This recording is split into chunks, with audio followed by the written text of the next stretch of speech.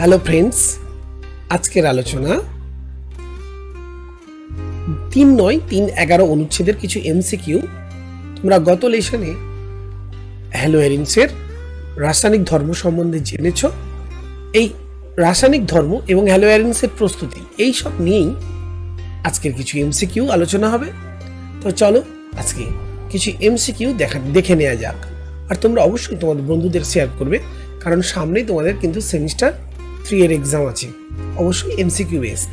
কিন্তু জেনে রাখো, এমসিকিউ হলেও প্রতিটি কিন্তু যে অপশনস খুব গুরুত্ব সহকারে তোমাদের বিবেচনা করে উত্তর লিখতে হবে। তাহলে আজকের টপিক অনুযায়ী কিছু এমসিকিউ আমরা এখন দেখে নেব। পরিচ্ছেদ নম্বর 3-9-11 এর ফার্স্ট কোশ্চেন নাম্বার 84, অ্যারোমেটিক বলয়ের হ্যালোজেনেশনের ক্ষেত্রে কোনটি সঠিক না? তাহলে অ্যারোমেটিক বলয়ের হ্যালোজেনেশন মিনস, ধরো এরকম একটা বেঞ্জিন বলয়, খুব তার মধ্যে কোনো একটা এক্স গ্রুপ হ্যালোজেন গ্রুপকে ইন্ট্রোডিউস করা। ওকে, তো দেখো এক্ষেত্রে আমরা হ্যালোজেনেশনের জন্য নর্মালি ব্যবহার করি কি, কোনো লুইস অ্যাসিড আর তার সাথে কোনো হ্যালোজেন। তো ফার্স্ট অপশানে দেওয়া আছে কি, দেখো লুইস অ্যাসিড এর উপস্থিতিতে বেঞ্জিনের ক্লোরিনেশন অথবা ব্রোমিনেশন ঘটানো হয়। তো এটা তো একদম সঠিক। আমরা পড়েছিলাম যে দেখো কোনো একটা ধরো বেঞ্জিনে আমরা কি দেবো, FeCl3 in presence of chlorine যদি দেওয়া হয়, তাহলে কি হয়, এখানে সিএলটা ইন্ট্রোডিউস হয়ে যায়। তো এটা ঠিকই আছে, সঠিক। বেঞ্জিনের হ্যালোজিনেশন একটি নিউক্লিওফিলিক নো এটা ইলেকট্রোফিলিক। তোমরা পড়েছো, এখান থেকে অ্যাকচুয়ালি Cl প্লাস একটা ইলেকট্রোফাইল এখানে কি হয়, প্রতিস্থাপন করে, তাই না, এইচকে প্রতিস্থাপন করে। সো অবভিয়াসলি এটা সঠিক না। নেক্সট অপশন দেখো, তো এটা সঠিক না, এটা সঠিক। নেক্সট অপশন, অ্যারোমেটিক বলয়ের সরাসরি ফ্লোরিনেশন ঘটিয়ে ফ্লোরোঅ্যারিন প্রস্তুত করা যায় না। এটা একদম সঠিক। দেখো ফ্লোরিন যথেষ্ট বেশি রিঅ্যাক্টিভ হওয়ার কারণে সরাসরি এইভাবে প্রস্তুত করা যায় না। নেক্সট দেখো, তার মানে এটাও সঠিক। বিক্রিয়াগুলি দুটি ধাপে ঘটে। হ্যাঁ, এই যে বিক্রিয়াটা, এটা অ্যাকচুয়ালি দুটি ধাপে ঘটে। তো ধাপটা আমি দেখো বিক্রিয়া ক্রিয়াকৌশল থেকে দেখিয়ে দিচ্ছি।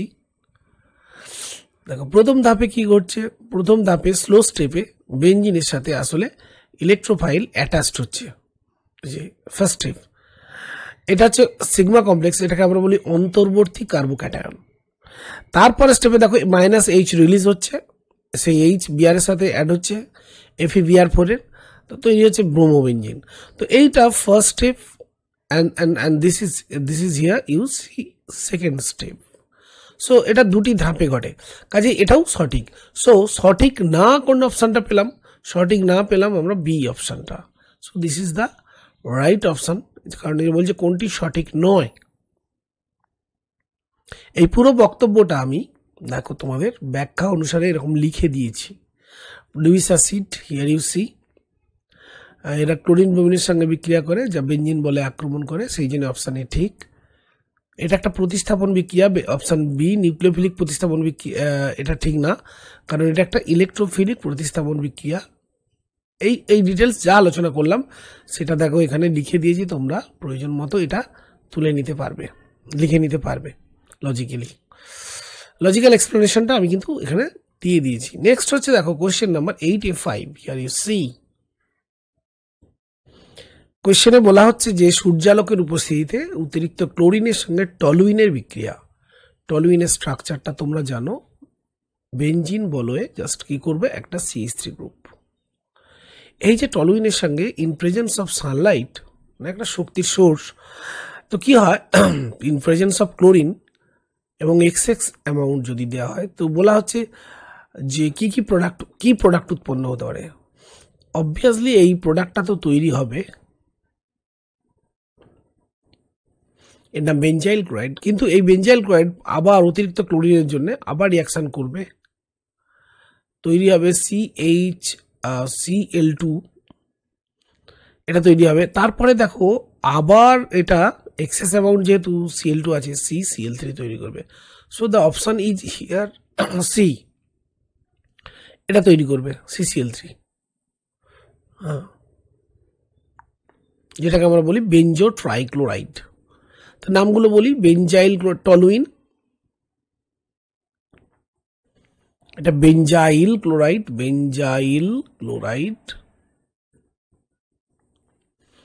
এটা হচ্ছে বেঞ্জাল ক্লোরাইড, বেঞ্জাল ক্লোরাইড। আর এটা হচ্ছে বেঞ্জো ট্রাইক্লোরাইড। এই টোটাল। সো অপশনটা আমরা বুঝতে পারলাম যে কোন অপশনটা হবে। নেক্সট চলে যাচ্ছি পরে কোয়েশ্চেন নাম্বার 86। তো এখানে কোশ্চেনটা আমরা আগে দেখে নেব। Question number 86 here, benzene diazonium chloride, প্রথম রিয়েজেন্টটা যেটা দেওয়া আছে অপশন এতে KiH2 হিট, তো তৈরি হচ্ছে C6H5। ইয়েস, এটা আয়োডোবেঞ্জিন তৈরি হবে, তার সঙ্গে ইনটু AKCl।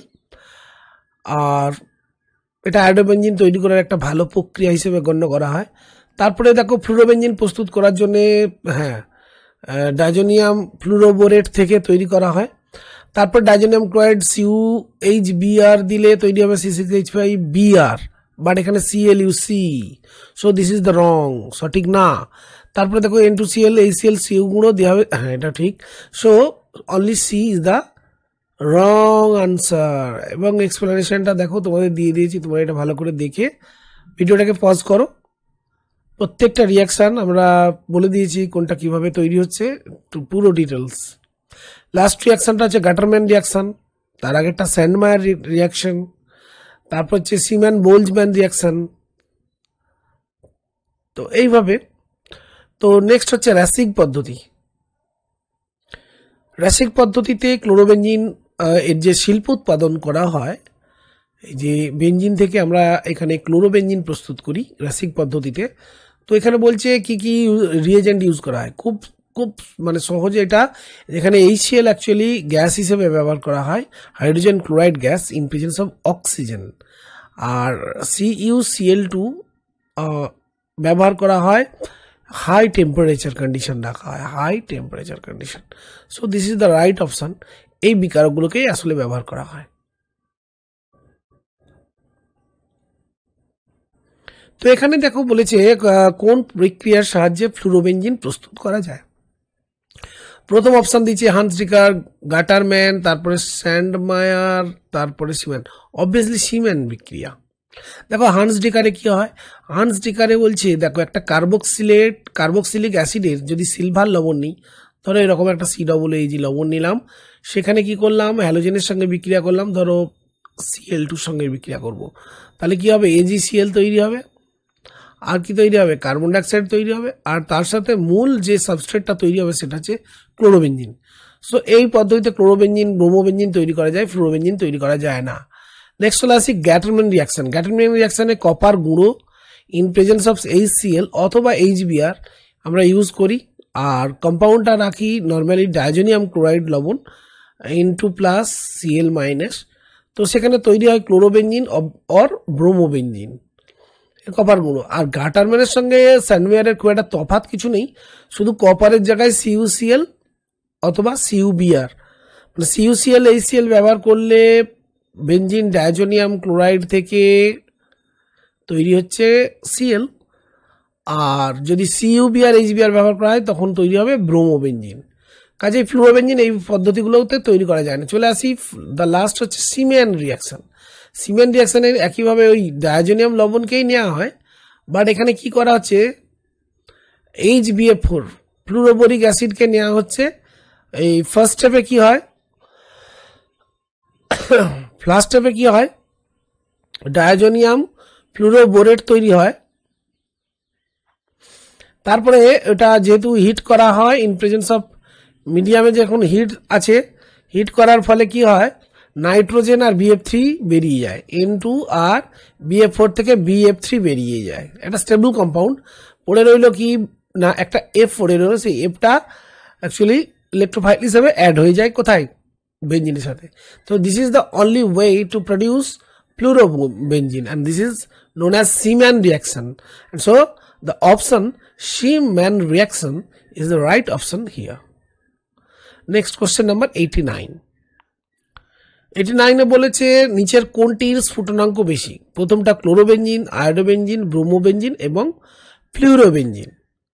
তো দেখো এইটা বুঝতে গেলে আমরা এদের প্রসেস অফ অ্যাট্রাকশন অর্থাৎ অণুগুলোর মধ্যে আকর্ষণ বলের তুলনা করব। এখন যদি এদের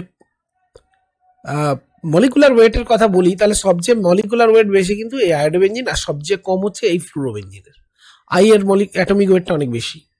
তো এখন এটা হওয়ার সঙ্গে সঙ্গে মলিকুলার বেশি হলে কি হয়, এদের van der wall forces of attraction যেটাকে আমরা বলি লন্ডন ডিসপারশন ফোর্স, সেটা বেশি হয়।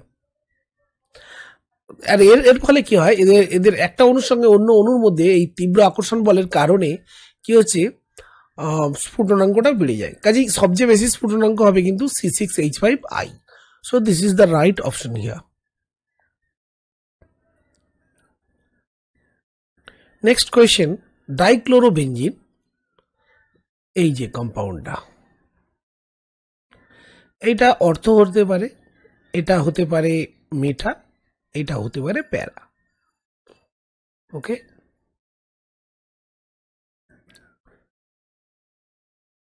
তোমরা জানো এটা হচ্ছে মেটা কম্পাউন্ড, এটা অর্থ কম্পাউন্ড, এটা প্যারা কম্পাউন্ড, আর এটা মেটা ডাইক্লোরোবেঞ্জিন। তো দেখো এই এদেরগুলো বলতে বলেছে গলনাঙ্ক বৃদ্ধির সঠিক ক্রম। দেখো একটা মলিকুল যদি এটা যদি একটা মলিকুল হয়, তার সঙ্গে এটা যদি আর একটা মলিকুল হয়, এটা একটা মলিকুল হয়, এই মলিকুলগুলো যত কাছে ক্লোজ থাকবে তাদের মধ্যে ফোর্সেস অফ অ্যাট্রাকশনটাও বেশি হবে।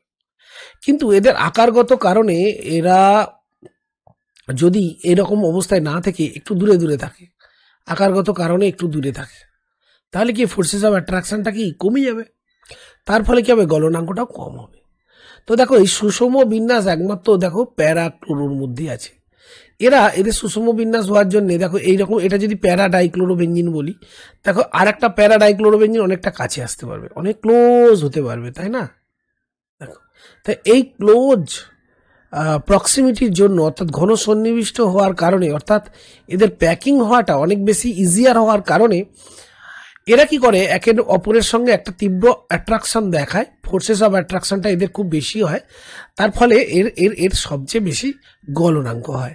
তাহলে সবচেয়ে বেশি গলনাঙ্ক এখানে প্যারা এ এবং সিতে দেখানো হচ্ছে।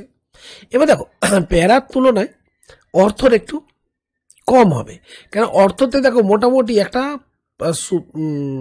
একটা সুবিন্যস্ত বিন্যাস পাওয়া যাচ্ছে, কিন্তু মেটাতে দেখো এর মেটার স্ট্রাকচারটা এমনই, এদের আকারটা যথেষ্ট মানে বিক্ষিপ্তভাবে ছড়িয়ে থাকে, ফলে এরা কাছে আসতে পারে না, সেই জন্য অর্থ অনেকটা কাছে আসে, সেই জন্য অর্থর গণনাঙ্কটা তুলনামূলক কি হবে, বেশি হবে মেটার থেকে। So this is the right option here, C is the right option here. এবং টোটাল এক্সপ্লেনেশনটা কিন্তু আমি এখানে লিখে দিয়েছি, আর তারপর এই এক্সপ্লেনেশনটা দিয়েছি। তারপরে দেখো এদের গলনাঙ্কের যে ক্রমটা সেটা একটু লক্ষ্য করো, সবচেয়ে বেশি দেখতে পাচ্ছ 325 হচ্ছে ডাইক্লোরোবেঞ্জিন প্যারা, যেটা প্যারা আইসোমার, তার চেয়ে কিন্তু কম হচ্ছে 256 অর্থ, আর তারপরে হচ্ছে দেখো মেটা আইসোমার, সবচেয়ে কম হচ্ছে মেটা আইসোমার। তো আশা করি তোমরা সাপোর্টিং ডকুমেন্টটাও পেলে। নেক্সট চলে আসি পরের কোশ্চেন। ক্লোরোবেঞ্জিন নিচের কোন দ্রাবকে দ্রবীভূত হয় না? তো অপশানসগুলো দেখো, বেঞ্জিন, জল, ইথার, ক্লোরো। আসলে ক্লোরোবেঞ্জিনের না, ক্লোরোবেঞ্জিন তো এর পোলারিটিটা খুবই কম, যদিও -I এফেক্ট আছে কিন্তু তথাপি এর +R এফেক্ট আছে, ফলে ইলেকট্রন এদিকে যেমন রাস্ট হয় মানে ধাবিত হয়, তেমনি এদিকেও ধাবিত হয়। ওভারঅল মানে ক্লোরিনের দিকেই ধাবিত হয়, কিন্তু সেই মিউর ভ্যালুটা, ডাইপোল মোমেন্টের ভ্যালুটা খুবই কম, সেই জন্য যেহেতু প্রায় নন পোলার, মানে পোলার ক্যারেক্টার পোলারিটি খুব কম, সেই জন্যে পোলার সলভেন্ট লাইক ওয়াটার এখানে দ্রবীভূত হয় না। তো সঠিক অপশান বি। বাকি সবগুলো দেখো নন পোলার, কাজেই সেই নন পোলার সলভেন্টে এটা ভালোভাবে দ্রবীভূত হতে পারে। তাহলে এর কম ধ্রুবীয়তার কারণে এই অ্যাকচুয়ালি নন পোলার সলভেন্টকেই লাইক করে। এক্সপ্লেনেশনটাও দেখো আমি দিয়ে দিয়েছি, যে ওই যে নিয়মটা আমরা মনে রাখি, লাইক ডিসলভস লাইক, তাহলে নন পোলার ডিসলভস নন পোলার। নেক্সট কোয়েশ্চেন, ডাইক্লোরোবেঞ্জিনগুলোর ডাইপোল মোমেন্টের ক্রম জানতে চেয়েছে। তো দেখো প্রথম আমরা একটু প্যারাটাকে নিয়ে আলোচনা করি। প্যারা ডাইক্লোরোবেঞ্জিন, দেখো তোমাদের মাথায় এটা ভালো করে ঢুকে যাবে। প্যারার কিন্তু বন্ডিং মোমেন্ট, বন্ড মোমেন্টটা এদিকটায়, এইটার জন্য এদিকটায়। তাহলে অবভিয়াসলি এটা যদি μ1 ধরো, এটা যদি μ1 ধরো, দেখো এটার vector sum mu resultant is equal to μ1 plus minus μ1। কেন মাইনাস μ1? কারণ যেহেতু অপোজিট দিকে, তাহলে এটা হিসাব করলে কি হচ্ছে 0। তাহলে প্যারার সবচেয়ে কম হবে। এবার সেই অপশানটা দেখো দেওয়া আছে কোথায়? অনলি সিতে। এবার অর্থ মেটারটা একটু তুলনা করে নিই। অর্থতে দেখো অ্যাঙ্গেলটা, ওই সরি এটা মেটাতে অ্যাঙ্গেলটা দেখো 120 ডিগ্রি। তাহলে এটা যদি μ1 হয়, এটা যদি μ1 হয়, তাহলে মিউ রেজাল্ট্যান্ট ইকুয়ালস কি হবে? Root over μ1 square plus μ1 square plus 2 μ1 আর কস 120 ডিগ্রি। তার মানে হিসাব করলে আসছে কি না, শুধু μ1। কিন্তু যদি অ্যাঙ্গেলটা 60 ডিগ্রি হতো, তখন এই মিউ রেজাল্ট্যান্টটা ফর 60 ডিগ্রি তখন হতো গ্রেটার দেন হতো μ1। কেন? এই কস 120 মান হচ্ছে -½ সেই জন্য এটা শুধু μ1 বেরোয়। কিন্তু cos 60 মান হচ্ছে এটা -½ cos 120, আর cos 16 মান হচ্ছে তোমার 1/2 মানে হাফ। তার মানে সেটা হয়ে যেত ভ্যালুটা √3 মিউ, মানে 1.732 মিউ। তাহলে μ1 আর কি। কাজেই অর্থর ক্ষেত্রে আমরা দেখলাম ডাইপোল মোমেন্টটা কি হচ্ছে, বেশি হচ্ছে, কারণ অর্থর মধ্যে অ্যাঙ্গেলটা হচ্ছে 60 ডিগ্রি কাজ করছে, ঠিক আছে না? তো এই যে দেখো এটা 60 ডিগ্রি অ্যাঙ্গেল। তো অবভিয়াসলি এটা হচ্ছে দেখো অর্থ সবচেয়ে বেশি, তারপরে মেটা, তারপরে প্যারা। এবং তার সাপোর্টিং আনসার দিয়ে দিয়েছি দেখো এখানে। ডাইপোল মোমেন্ট 2.54, যেখানে প্যারার তো 0 আর মেটারটা 1.72, ঠিক আছে, মিউনিট। অর্থাৎ মিউনিট মানে আর ডাইপোল মোমেন্ট নিট যেটা ভ্যালু। নেক্সট কোশ্চেন দিচ্ছে নিচের কোন যৌগ দুটি SN1 বা SN2 বিক্রিয়া দেয় না? দেখো SN1 আর SN2 বিক্রিয়া দেবে যখন এই সি, লেখাটা ভুল হলো, এখানে দেখো সবারই CCl বন্ডটি দেখেছি। তাহলে CCl বন্ড যার যত বেশি উইকার সে তত ভালো দেবে। এবং CCl বন্ডের চরিত্র যদি এক বন্ধন চরিত্র হয় তাহলেও কিছুটা দিতে পারবে। কে দিতে পারবে? SN1 বা SN2 দিতে পারবে। কিন্তু যদি এটা ডাবল বন্ড বা পার্সিয়াল ডাবল বন্ড ক্যারেক্টার হয়, যেমনটা আমরা এই যৌগে দেখতে পাচ্ছি, ক্লোরোবেঞ্জিনের ক্ষেত্রে তোমরা জানো যে ক্লোরোবেঞ্জিনের কি হয়, এই নিঃসঙ্গ ইলেকট্রন যৌগ প্লাস আর এফেক্টের জন্য এই দিকে ধাবিত হয়, তাই না? তার ফলে কি হয়, এই সি আর সিএল এর মাঝখানে একটা ডবল সিঙ্গেল বন্ড ক্যারেক্টার তৈরি হয়। তো এটার ফলে কি হচ্ছে, সিএল প্লাস ডেল্টা প্লাস, এটা ডেল্টা মাইনাস হচ্ছে, আর এই বন্ড স্ট্রেংথটা অনেক বেড়ে যাচ্ছে। সেই জন্য এটা SN1 SN2 দিচ্ছে না। ঠিক একইভাবে ভিনাইল ক্লোরাইড যেটা দেখানো হচ্ছে দেখো, সেটাও এই একইভাবে রেজোনেন্সের মাধ্যমে এখানে একটা কি তৈরি করে, ডবল বন্ড ক্যারেক্টার গ্রো করে।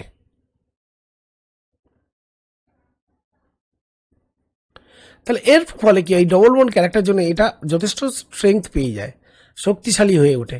সেই জন্য SN1 SN2 বিক্রিয়া আসলে এই সি অপশনটাই দেবে না। এখানে আমরা সাপোর্টিং দিয়ে দিয়েছি দেখো, এই ক্লোরোবেঞ্জিনের টোটালটা দেখিয়েছি, ভিনাইল ক্লোরাইডের ক্ষেত্রেও দেখিয়েছি। আর সবচেয়ে বড় কথা আর একটা কারণ বলতে পারো, নিউক্লিওফাইল এই তো এরকমভাবে ব্যাক সাইড অ্যাটাক করবে কি করে, কারণ এই যে টোটাল ইলেকট্রন ক্লাউডটা আছে না, নিচে আছে উপরে আছে, এই ইলেকট্রন ক্লাউডটা অ্যাকচুয়ালি কি করে স্টেরিক হিন্ড্রেন্স করবে, সেটাও একটা কারণ বলা যেতে পারে, ঠিক আছে। তো এই টোটাল এক্সপ্লানেশনটা কিন্তু আমি দেখো প্রত্যেকটা ধরে দিয়েছি। কেন এটা আমরা বললাম না সেটা তোমরা তুলে নিতে পারো। তা কেন বি নয়, কেন সি নয়, বা কেন ডি বা নয়, টোটালটা দিয়ে দিয়েছি, এটা তোমরা ওখান থেকে লিখে নিতে পারো। নেক্সট চলে যাচ্ছি কোয়েশ্চেন নাম্বার আমার 94-এ। কোয়েশ্চেন নাম্বার 94, কোনটি সঠিক না? প্রথম দেয়া আছে দেখো, ক্লোরোবেঞ্জিনের ক্ষেত্রে বিকর্ষণজনিত কারণে নিউক্লিওফাইল NU- ক্লোরোবেঞ্জিনের ক্ষেত্রে, তার মানে ক্লোরোবেঞ্জিনকে যদি আমরা এখানে স্ট্রাকচারালি এঁকে নিই তাহলে তোমাদের বুঝতে সুবিধা হবে। তো এক্ষেত্রে ইলেকট্রন সমূহ বলয়কে ক্লোরিনের পেছন দিক থেকে আক্রমণ, অবভিয়াসলি তাই, এই এইখানে যদি আমার অ্যাটাক করতে হয় তাহলে তার আগে ফেস করতে হবে এই পি ইলেকট্রন ক্লাউডসগুলোকে, তাহলে তাদের মধ্যে কি একটা স্টেরিক রিপালশন হবে।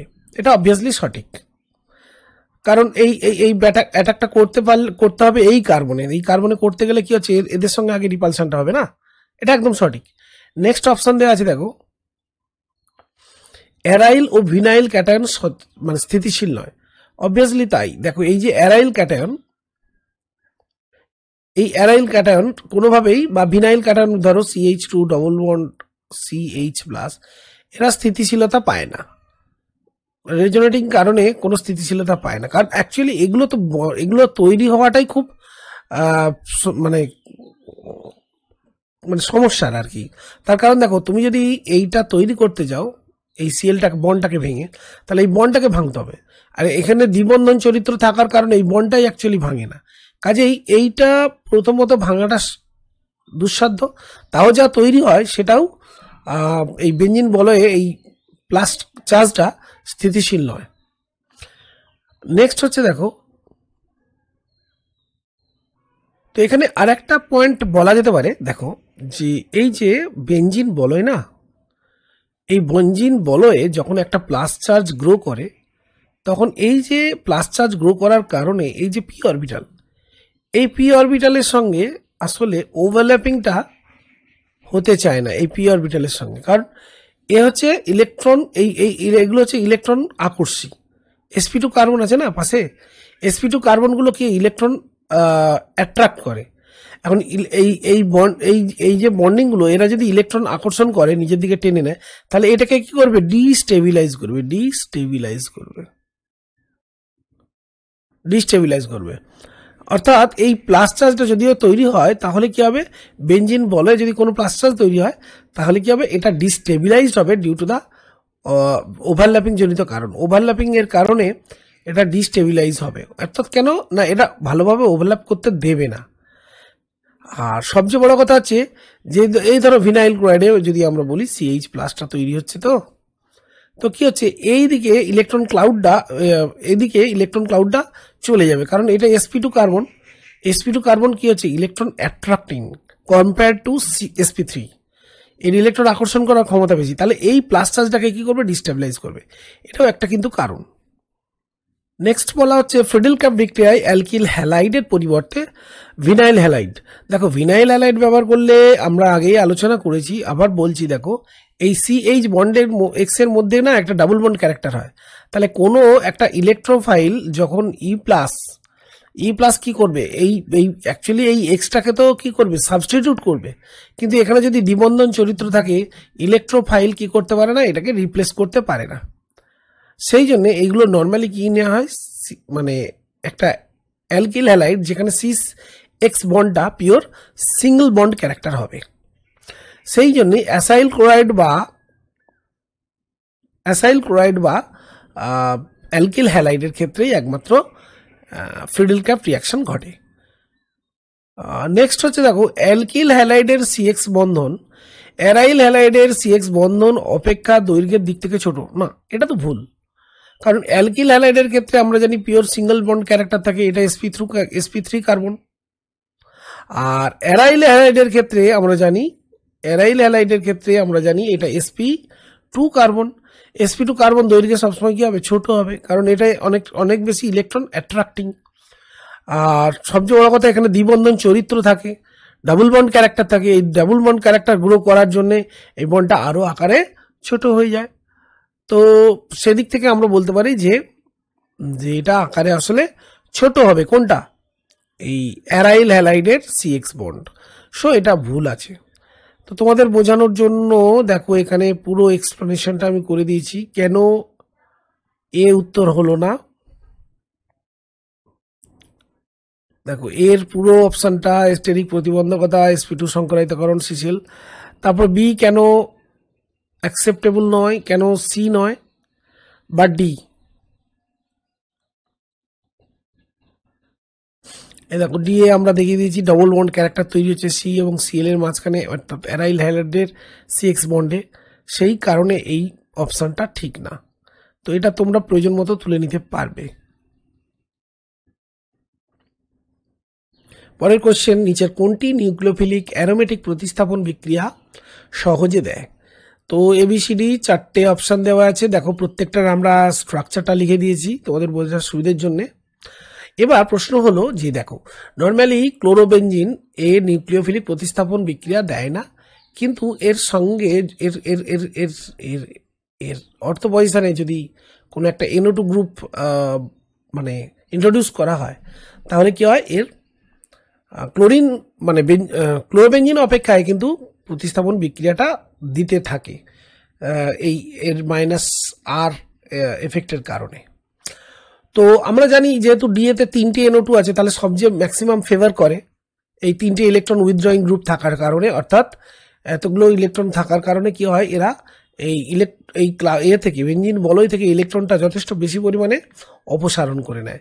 সেই জন্য নিউক্লিওফাইল আসলে এই রকম জায়গাতে অ্যাটাক করতে সুবিধা পায়। নিউক্লিওফাইল আসলে এরকম জায়গাতে অ্যাটাক করতে সুবিধা পায়। ঠিক আছে, ঠিক এর ক্ষেত্রেও তাই নিউক্লিওফাইল সেখানেই অ্যাটাক করবে যেখানে বেশি ইলেকট্রন ঘনত্ব পাবে।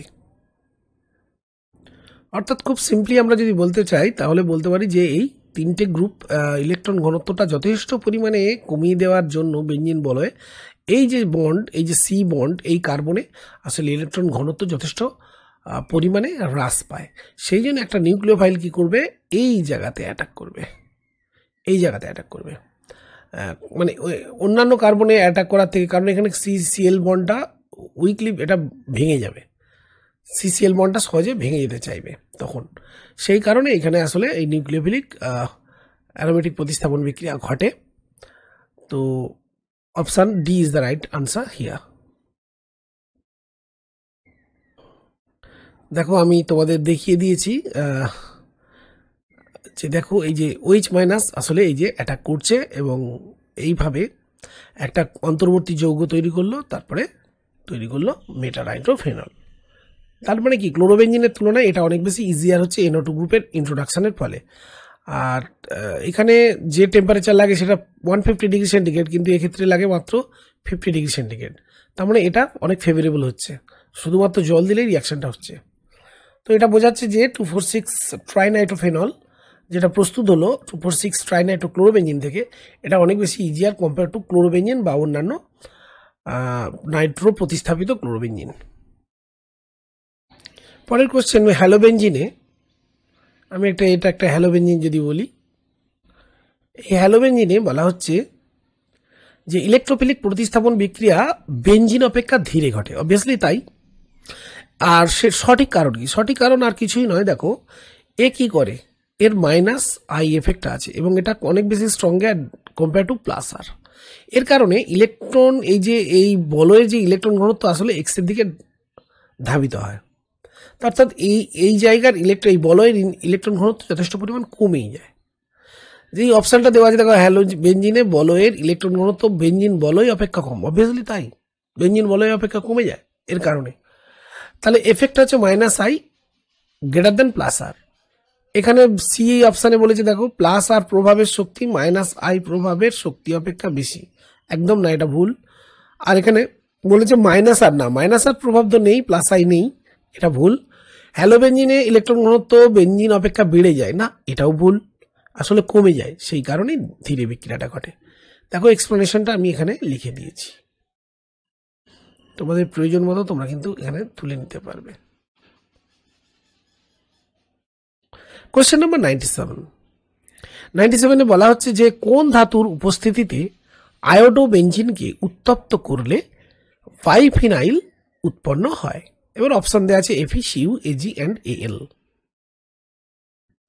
তো তোমরা উলম্যান বিক্রিয়া পড়েছো। উলম্যান বিক্রিয়ায় পরিষ্কার বলা আছে যে একটা বাইফিনাইল প্রস্তুত করতে গেলে কি লাগে না, কপার, রেড হট কপার টিউবের মধ্যে দিয়ে পাঠানো হয়, হিট করা হয়। কাকে না, একটা কোনো ধরো এখানে আয়োডো ইঞ্জিন আমরা যদি বলি, আয়োডো ইঞ্জিনকে যদি বলি, এটা কপার বিক্রিয়া করবে, বিক্রিয়া করে তৈরি করবে বাইফিনাইল কম্পাউন্ড। ওকে,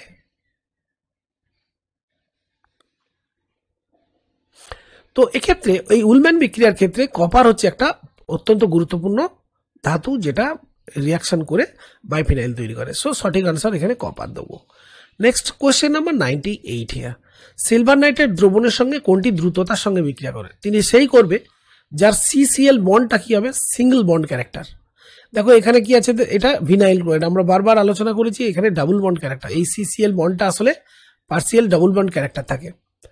এর ক্ষেত্রেও তাই হবে, আর এই যৌগটার ক্ষেত্রে দেখো এটা কিন্তু ডাবল বন্ডটা একটা কার্বনের পরে, কাজে এখানে রেজোনেটিং কোনো থাকবে না, কি বলে রেজোনেন্স এফেক্ট থাকবে না। তাহলে সেক্ষেত্রে কি হবে, এইখানটায় দেখো সিলভার নাইট্রেট যদি দ্রবণ দাও তাহলে Cl মাইনাস হয়ে Ag সঙ্গে যুক্ত হতে পারে, কারণ এখানে দেখো এই বন্ডটা কিন্তু CCl বন্ডটা এই যে এইটা কি করবে, দেখো এইটা বন্ডটা যদি ভেঙে যায় তাহলে তৈরি হবে দেখো CH2 double bond CH2 plus, এটা কিন্তু রেজোনেন্সের মাধ্যমে স্থিতিশীলতা লাভ করবে, single bond CH2 CH double bond CH2 এবং এর মাথায় একটা প্লাস। এই রেজোনেটিং গঠন করার ফলে কার্বোক্যাটায়ন সুস্থিতি লাভ করে, সেই জন্য এই CCl বন্ডটা আসলে সহজে ব্রেক করে। আর এখানে দ্বিবন্ধন চরিত্রও নেই, তাহলে একটা ফেভার হচ্ছে দ্বিবন্ধন চরিত্র নেই, আবার দ্বিতীয় ফেভার কার্বোক্যাটায়ন যেটা তৈরি হলো সেটা সুস্থিতি লাভ করে, যেটা আবার এর ক্ষেত্রে নেই। সিঙ্গেল বন্ড ক্যারেক্টার আছে, বাট এখানে যে কার্বোক্যাটায়ন তৈরি হবে সেটা হচ্ছে 1 ডিগ্রি, যার কোনো স্থিতিশীলতা নেই, কারণ এখানে কোনো রেজোনেটিং স্ট্রাকচার গঠন হয় না। এটা প্রাইমারি অ্যালকিল হ্যালাইড, একটা অস্থিতিশীল কার্বোক্যাটায়ন, সেই জন্য আমরা বি অপশনটাকে রাইট বলবো। এবং এর এক্সপ্লেনেশনটা দেখো আমরা এখানে পরিষ্কার করে দিয়ে দিয়েছি। তাহলে এর দ্রুততার সঙ্গে রিয়াকশন করবে, তাই না?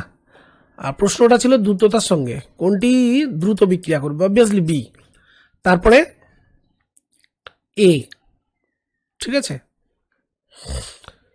তারপরে চলো পরের কোশ্চেন নাম্বার 99 চলে যাই। কোশ্চেন নাম্বার 99 হিয়ার, NaSH থেকে তৈরি, NaSH একটা রিয়েজেন্ট, এই কম্পাউন্ডে দেখো দেওয়া হচ্ছে তৈরি হচ্ছে P, তো আমাদেরকে বলতে হবে আসলে P কি হবে।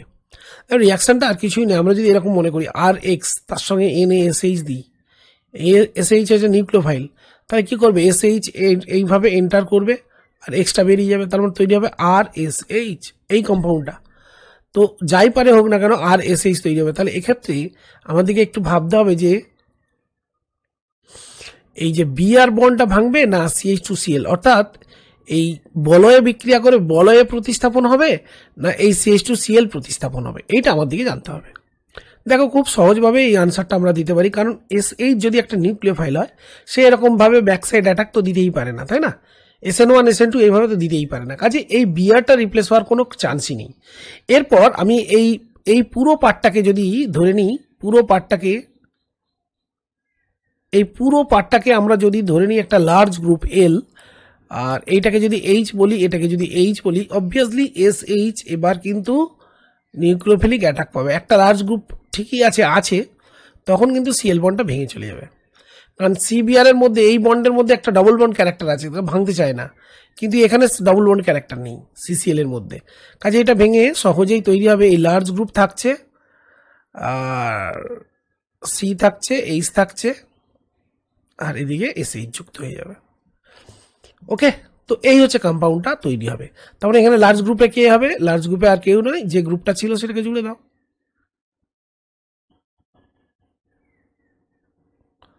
এই তো হয়ে গেল, এই কম্পাউন্ডটা তৈরি হবে। Next question, 1-chloro-2,4,6 trinitro benzene আদ্র বিশ্লিষ্ট করার জন্য 15% NaOH 170 ডিগ্রি সেন্টিগ্রেড অবশ্যই প্রয়োজন। না, এটা যদি বলা হতো যে অর্থ ক্লোরোনাইট্রোবেঞ্জিনের ক্ষেত্রে, তাহলে এটা ঠিক ছিল, কিন্তু যেহেতু 3টে NO2 গ্রুপ এখানে ইন্ট্রোডিউস করা আছে, তাহলে এখানে সিম্পল H2O আর 50 ডিগ্রি সেন্টিগ্রেড দিলে এটা হয়, কাজে এই অপশনটাই ভুল আছে। সিলভার নাইট্রেট দ্রবণের সাহায্যে দেখো এই CCl বন্ডটা আসলে সিঙ্গেল বন্ড ক্যারেক্টার হয়, এবং এর ফলে যে স্থিতিশীল একটা কার্বোক্যাটায়ন তৈরি হয় যেটা রেজোনেন্সের মাধ্যমে স্থিতিশীলতা লাভ করে, সেই জন্য কি হয়,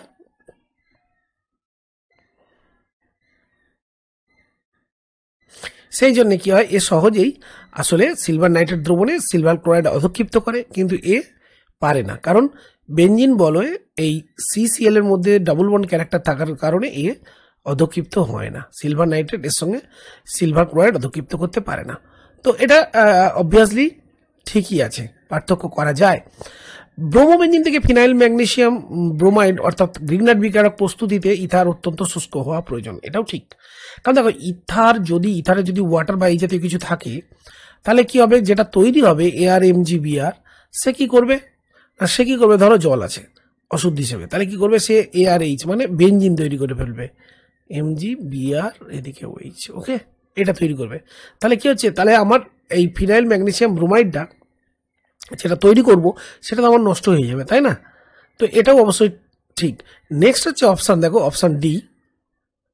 অপশান ডিতে বলেছে যে এর ক্লোরিনেশন করব। হ্যাঁ, ক্লোরিনেশন করলাম, ক্লোরিনেশন করলে অবভিয়াসলি কি হবে, এইটা হবে, হ্যাঁ, এই যে কার্বন থেকে অ্যাকচুয়ালি কি হবে, ক্লোরিনটা রিপ্লেসড হবে। এই কার্বন থেকে ক্লোরিনটা যেহেতু আলোর উপস্থিতিতে আমরা করছি, আলোর উপস্থিতিতে ফ্রি র্যাডিক্যাল মেকানিজমের মাধ্যমে কি হবে না, ক্লোরিনেশনের ফলে এখানে 1 ক্লোরো 1 ফিনাইল, 1 ক্লোরো, এই যে দেখো 1 নম্বরে ক্লোরো আর 1 নম্বরেই ফিনাইল আছে, এই জন্য 1 ক্লোরো 1, এই গ্রুপটা হচ্ছে ফিনাইল গ্রুপ। আর এই যে দেখো 1 2, এই জন্য ইথেন। অবভিয়াসলি এটা, হ্যাঁ, এটা পাওয়া যাবে, এটাও সঠিক। তো এই তিনটেই আসলে সঠিক হচ্ছে, খালি অপশান এটা ঠিক না।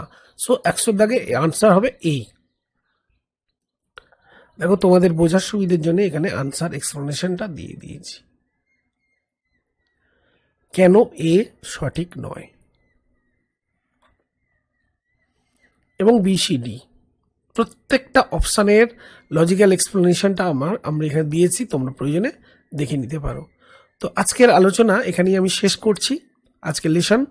সবাইকে অনেক ধন্যবাদ জানাই। তোমরা প্লিজ একটু গুরুত্ব দিয়ে এই লেসনগুলো দেখো, বন্ধুদের একটু শেয়ার করে দাও। Thank you.